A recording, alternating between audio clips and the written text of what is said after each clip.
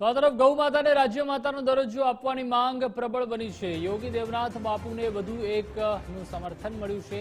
બનાસકાંઠાના સાંસદ જ્ઞાનીબેન ઠાકોરે સીએમને પત્ર લખ્યો છે। સરકાર તાત્કાલિક ગાયને રાજ્ય માતાનો દરજ્જો આપે તેવું જ્ઞાનીબેને પણ કહ્યું। ભુજમાં 4 દિવસથી અનશન પર છે યોગી દેવનાથ બાપુ।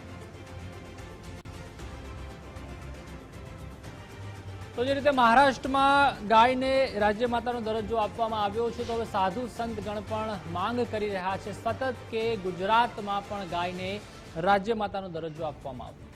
વધુ માહિતી માટે સંવાદદાતા કૌશિક છાયા જોડાઈ ચૂક્યા છે। કૌશિક, જે રીતે ગાયને રાજ્ય માતા દરજ્જો આપવાની જે માંગ છે તે પ્રબળ બની રહી છે અને ભુજમાં છેલ્લા 4 દિવસથી યોગી દેવનાથ બાપુ પણ અનશન પર છે, હાલ શું સ્થિતિ? ચોક્કસથી છેલ્લા 4 દિવસથી યોગી દેવનાથ બાપુ અનશન પર ઉતર્યા છે।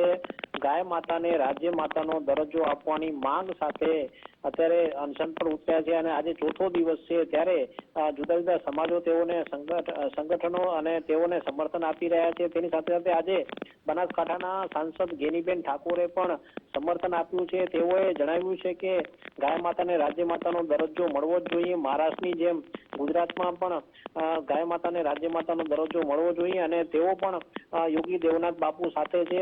જ્ઞાનીબેન ઠાકોરે આ બાબતે રાજ્યના મુખ્યમંત્રી ભૂપેન્દ્રભાઈ પટેલને પણ એક પત્ર પાઠવ્યો છે। તેની સાથે સાથે જોવા જઈએ તો હવે એક પછી એક ધારાસભ્યો અને સાંસદ સભ્યો પણ હવે આગળ આવી રહ્યા છે। જી, આભાર કૌશિક, માહિતી બદલ।